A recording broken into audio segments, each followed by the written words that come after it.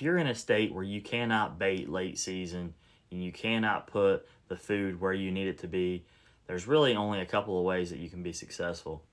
There's multiple ways you can get lucky. There's really only a few ways to where you're going to be consistently successful. Number one is you're going to have to find some type of food source that they are eating on, albeit a cut grain field or something that they're browsing on, something like locust pods in the late season they will eat, hedge apples in the late season they will eat, but you got to get some sort of food source located, and then you want to get as close to the thickest bedding cover that you have closest to that food source, if that makes sense. So instead of hunting right over that food source, you want to be back in the thick stuff a ways, because they are going to spend most of their time laying on their bellies and in the thickest of thick stuff.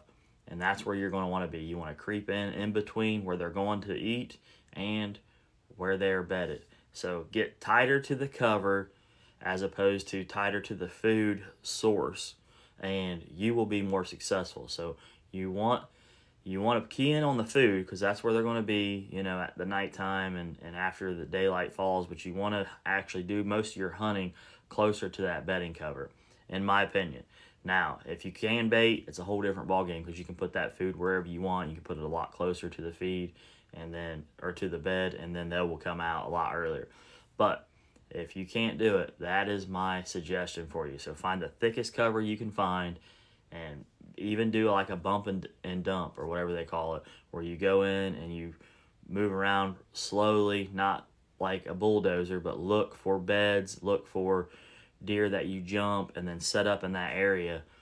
Maybe get 80 yards from there where you can slip in and hang a stand, or come in the back door in the morning and be there for them to come back off those ag fields or wherever they're feeding from, and come back in there to bed up. So good luck. Hope you have some success, and thank you for your service, buddy.